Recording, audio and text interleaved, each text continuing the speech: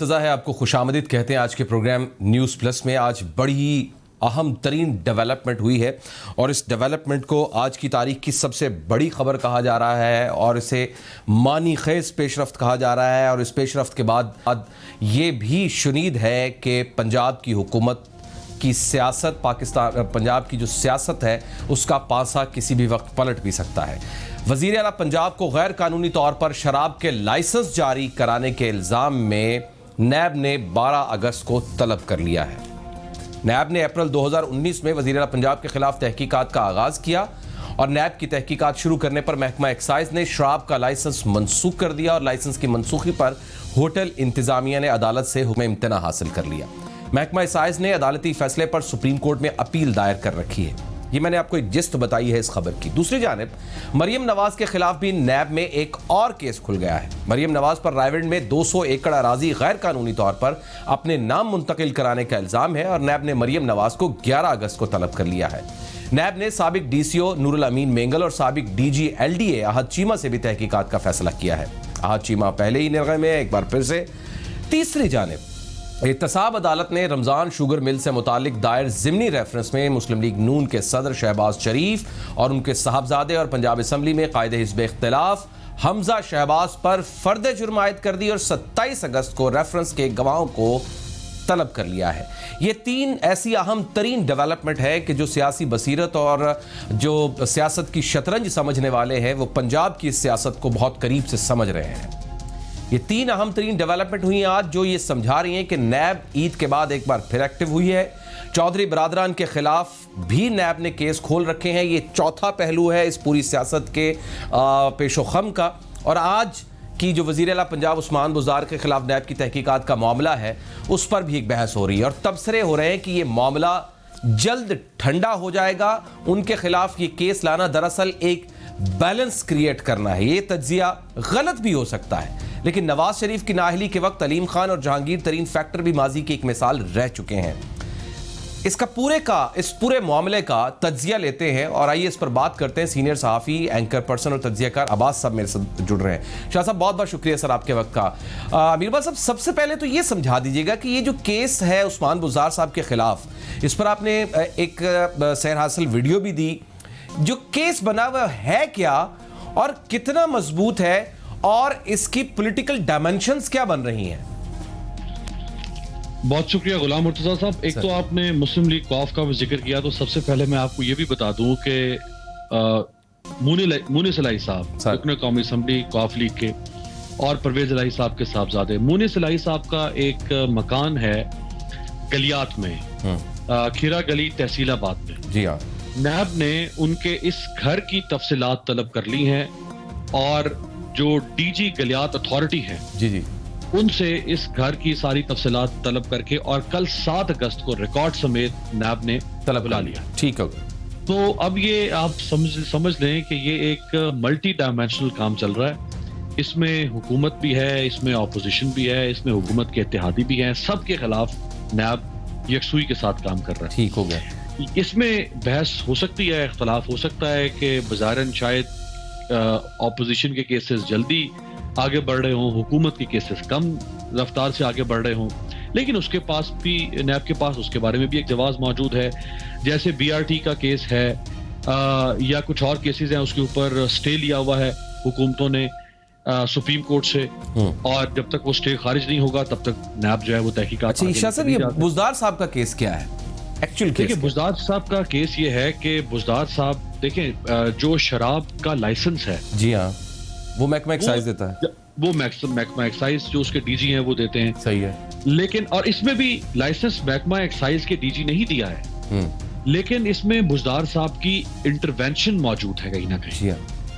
बुज़दार साहब का कहीं ना कहीं कोई किरदार है। और इसमें खबर ये मिली है शाह साहब, खबर ये मिली है कि मैं ऐड कर दूं आपकी बात को ताकि हम जरा कुछ और एनालिसिस कर लें। खबर ये मिली है कि एक्साइज ने 12 दफ़ा वज़ीर आला पंजाब साहब से ये कहा कि ये गैर कानूनी है, इलीगल है, ये 5 स्टार या 4 स्टार होटल नहीं है जिसको आप दे रहे हैं, तो लिहाजा ये ना किया जाए।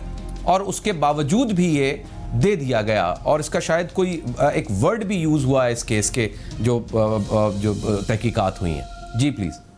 جی اس کو دیکھیں وہ L2 لکر کہا جاتا ہے اس کو جی اور اس میں ایک تو یہ ہوٹل ابھی کمپلیٹ نہیں ہوا, ابھی یہ ہوٹل رننگ نہیں ہے صحیح. اور ہوٹل کے مکمل ہونے سے پہلے اس کا لائسنس لے لیا گیا, پھر لائسنس کے اوپر پابندی تھی اس وقت. جی ہاں اور اس میں بزدار صاحب جو ہیں ان کے کسی قریبی عزیز کے اوپر ایک الزام آ رہا ہے کہ دراصل وہ فرنٹ مین تھے اور 50 ملین 5 کروڑ روپے کی انہوں نے رشوت لی ہے مبینہ طور پر, جس کو انہوں نے لائسنس لے کے دلوایا.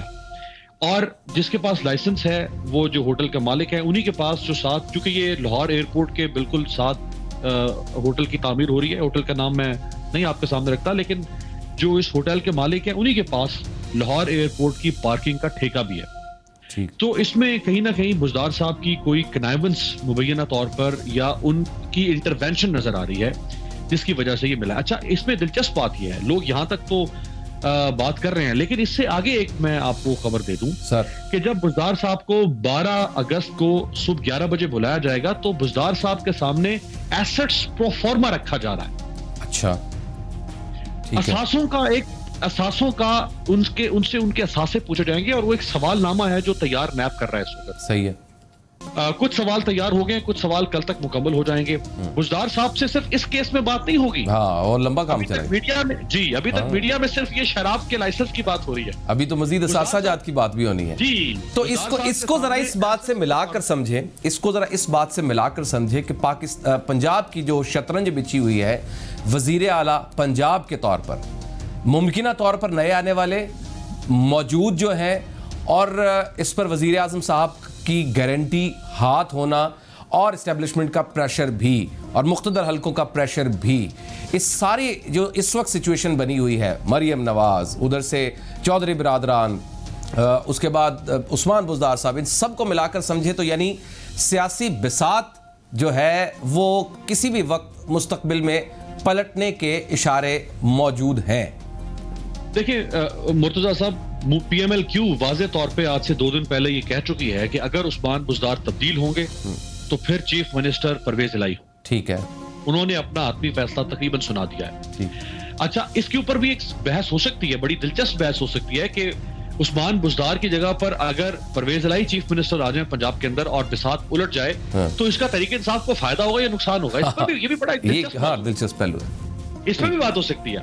دوسرا یہ کہ دیکھیں میں آپ کو بڑی ذمہ داری سے یہ بات بتا رہا ہوں, انتہائی ذمہ داری سے, کہ نیب اس وقت جتنے پریشر کے تحت کام کر رہا ہے, اس وقت ایک شخص نیب نے اس کو پکڑا, اس نے ہائی کورٹ سے 2 دفعہ ضمانت کی درخواست دی, اس کی دونوں دفعہ ضمانت کی درخواست مسترد ہو گئی. اس شخص نے بیوروکریسی کے ذریعے سے نیب کو اپروچ کرنے کی کوشش کی, نیب نے سرنڈر نہیں کیا. اس نے پالیٹیشنز کے ذریعے سے اپروچ کیا, نیب نے سرنڈر نہیں کیا. اس نے پاکستان کے ایک اہم حساس ادارے کے ذریعے سے اپروچ کرنے کی کوشش کی, نیب نے سرنڈر نہیں کیا. اس نے بیرون ملک سے بھی ایک طاقت کے ذریعے سے اپروچ کرنے, میں آپ کو ذمہ داری سے یہ بات بتا رہا ہوں, لیکن نیب نے سرنڈر نہیں کیا. اور وہ شخص ہے کہ جو یہ کہا کرتا تھا کہ میں حکومتیں گرا بھی سکتا ہوں, میں حکومتیں بنا بھی سکتا ہوں. ایسے دباؤ نیب کے اوپر ڈالے جا رہے ہیں.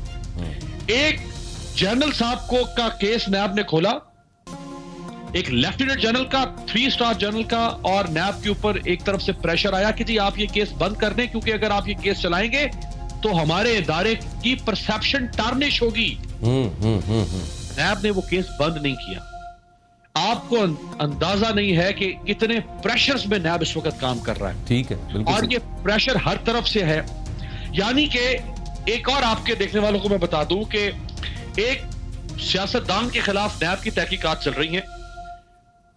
اس سیاستدان کا ایک زمانے میں جو وکیل تھا, وہ وکیل بعد میں لاہور ہائی کورٹ کا جج بن گیا, اور اس سیاستدان نے ضمانت لینی تھی تو جو اس کا وکیل اس وقت ہائی کورٹ میں جج تھا, وہ درخواست جج صاحب نے اپنے پاس لگوا لی.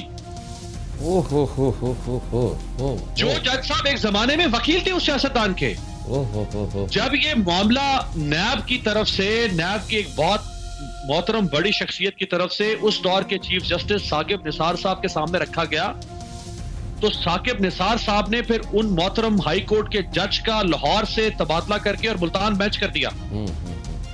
اتنے پریشرز ہیں کہ آپ تصور نہیں کر سکتے. سن لیں ایک اور بات, ایک بات اور سن لیں سر. ایک وکیل صاحب کو نوٹس بھیجا کراچی میں نیب نے. ٹھیک ہے.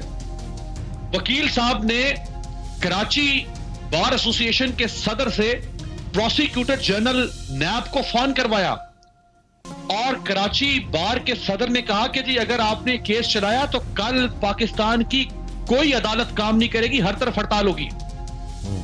او بابا, اتنے پریشرز جس کے اوپر ہاتھ ڈال رہے ہیں اس ملک میں, یہ سب ڈھکوسلا تھا, برائے نام تھا کہ جی ہم احتساب کرنا چاہتے ہیں, پاکستان کو ٹھیک کرنا چاہتے ہیں. حقیقت یہ ہے اس ملک میں کوئی بھی پاکستان کو ٹھیک نہیں کرنا چاہتا, کوئی بھی احتساب نہیں چاہتا, چاہے وہ وکیل ہو, چاہے وہ میڈیا ہو, چاہے وہ سیاستدان ہو, چاہے وہ بیوروکریسی ہو, چاہے کوئی اور ادارہ ہو. جس کے اوپر ہاتھ ڈالا جاتا ہے وہ کہتا ہے دوسرے کو پکڑو گے نا, اگر اس کو چاہے لٹکا دو کبے کی طرح, وہاں پہ گولی مار کے, مجھے کوئی اعتراض نہیں ہے, میرے پہ ہاتھ ڈالو گے تو پھر بات نہیں بنے گی. یہ اس طرح تو نہیں. دیکھیں نا, کوئی بھی یہاں پہ ایکسکلوسیویٹی تو نہیں ہو سکتی نا. بالکل صحیح. میں شاہ صاحب آپ کے پوائنٹ سمجھ گیا ہوں. مجھے میرے ایک سوال اور میں نے کرنا تھا آپ سے, لیکن وقت کی قلت ہو گئی. وہ سوال میں چھوڑے جاتا ہوں, پھر کسی اور پروگرام میں بھی آپ سے کر لوں گا. وہ سوال یہ ہے کہ پرائم منسٹر صاحب نے ایک پریسیڈنٹ سیٹ کیا تھا, اور اس کی ایک مثال ہمیں ملتی ہے علیم خان صاحب کی, کہ جناب آپ کے اوپر کیسز ہیں, آپ ان کیسز کو کلیئر کریں, پھر واپس آئیں اور پھر آپ کو وزارت دیں گے. اور آپ کے سامنے انہوں نے کلیئر کیا. عثمان بزدار صاحب کے اوپر الزام لگ گیا, اب کیا ہوگا؟ کلیئرنس ہوگی اور اس کے بعد واپس آنے کا کہیں گے وزیر اعظم صاحب. دونوں طرف سے ایک کشمکش ہے. تو میں شاہ صاحب ابھی اجازت چاہتا ہوں. بہت بہت شکریہ آپ کا. تو وقت کی قلت ہے لیکن سوال بڑا اہم تھا, میں نے آپ سے کرنا تھا, اور آج کے لیے بہت بہت شکریہ.